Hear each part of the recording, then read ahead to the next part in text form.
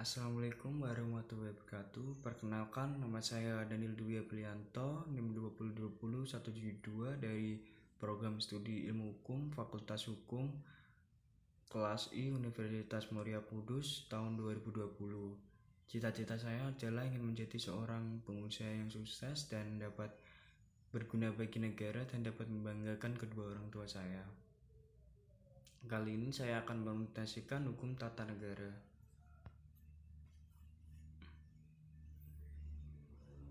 Pengertian hukum tata negara. Hukum tata negara adalah hukum yang meneliti sebuah masalah yang ada di dalam negara tersebut. Meskipun ada beberapa bagian ilmu tentang pengetahuan yang membuat aturan dalam negara tersebut. Hukum tata negara merupakan cabang ilmu hukum yang membahas mengenai tata struktur kenegaraan, mekanisme hubungan antara struktur kenegaraan, serta mekanisme hubungan antara struktur negara dan warga negara. Yang ketiga adalah istilah hukum tata negara.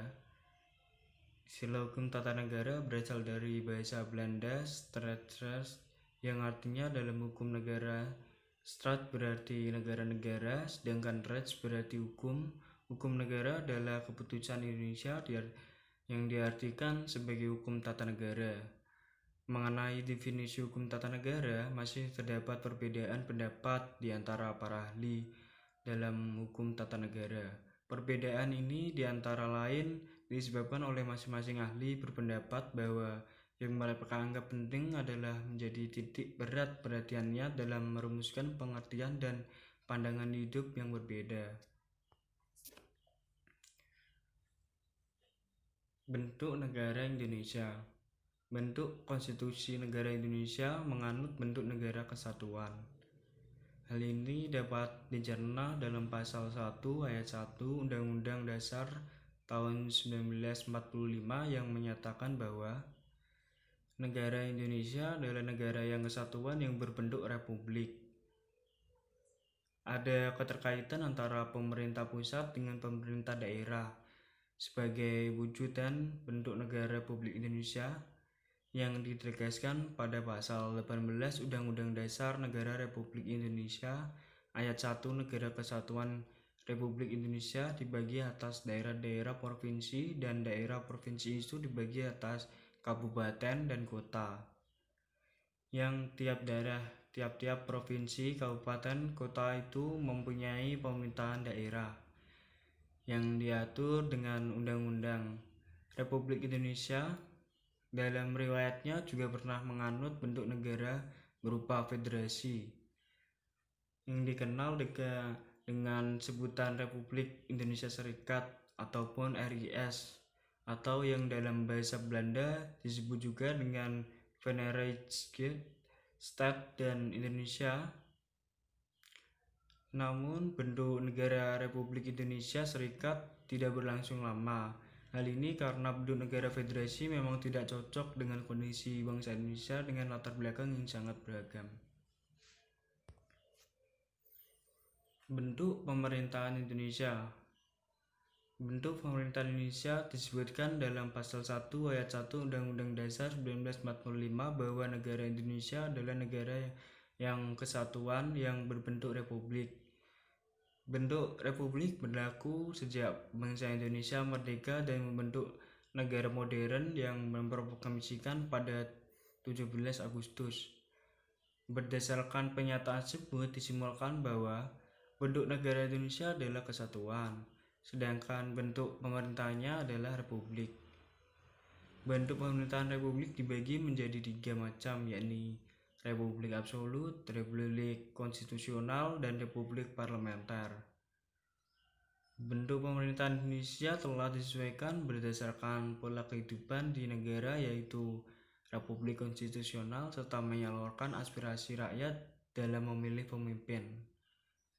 Ciri-ciri bentuk pemerintahan Indonesia republik konstitusional yaitu yang pertama, 1. Presiden memegang kekuasaan. Yang kedua, kekuasaan tidak bisa diwariskan. Yang ketiga, bentuk pemerintahan dibagi juga republik. Yang keempat, pembagian kekuasaan legislatif, eksekutif, dan yudikatif. Yang kelima, sistem pemerintahan presidensial. Yang keenam, negara hukum, otonomi daerah.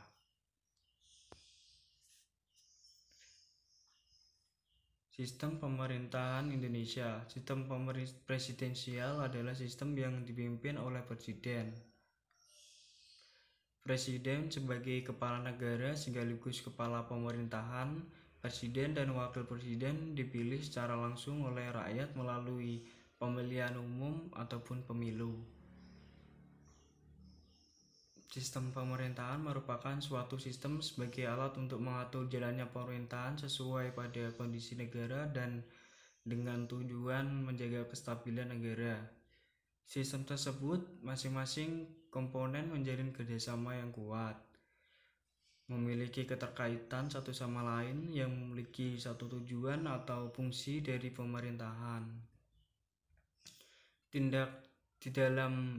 Di dalam menjalankan pemerintahannya, presiden dibantu oleh menteri-menteri. Presiden berhak mengangkat dan memberhentikan para menteri. Para menteri ataupun disebut sebagai kabinet bertanggung jawab terhadap presiden. Presiden dalam menjalankan pemerintahannya diwariskan oleh parlemen. Parlemen di Indonesia ada dua, yakni Dewan Perwakilan Rakyat atau yang biasa kita sebut sebagai DPR dan Dewan Perwakilan Daerah yang kita biasa sebut sebagai DPD. DPD merupakan anggota Majelis Permusyawaratan Rakyat ataupun MPR. MPR merupakan lembaga tinggi negara yang berwenang untuk mengubah, menetapkan undang-undang dasar. Ciri-ciri sistem pemerintahan presidensial. Presiden sebagai kepala negara sekaligus kepala pemerintahan. Presiden dipimpin langsung oleh rakyat oleh proses pemilihan umum. Untuk parlemen, presiden mengangkat menteri dalam kabinet dan dalam menjalankan tugas pemerintahnya, presiden juga memberhentikan menteri. Para menteri bertanggung jawab kepada presiden. Perkembangan sistem pemerintahan Indonesia sejak kemerdekaan hingga sekarang.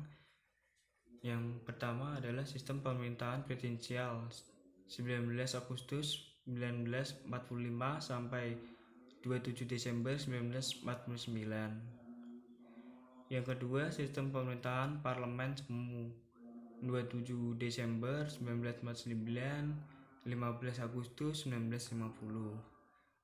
Yang keempat adalah sistem pemerintahan presidensial zaman Orde Lama 5 Juli 1999 sampai 22 Februari 1966. Yang terakhir adalah sistem pemerintahan presidensial zaman Orde Baru 22 Februari sampai 1966 sampai 21 Mei 1998.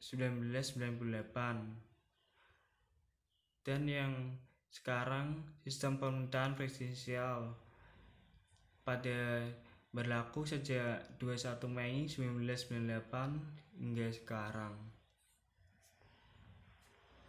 Organisasi kekuasaan negara. Negara disebut sebagai organisasi kekuasaan dikarenakan dilihat dari sifat-sifat negara tersebut.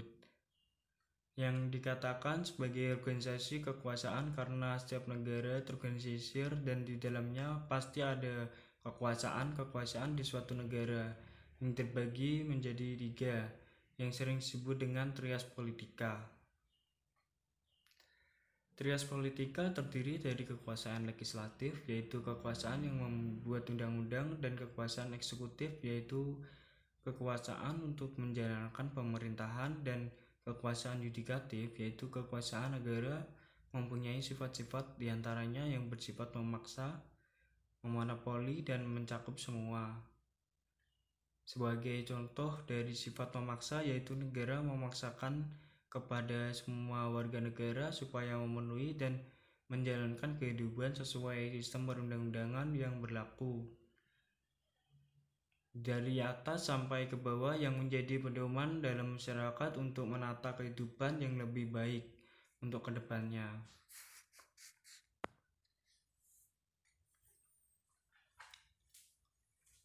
Demikian presentasi dari saya. Apabila ada salah-salah kata, saya mohon maaf. Semoga dapat diterima dengan baik presentasi saya.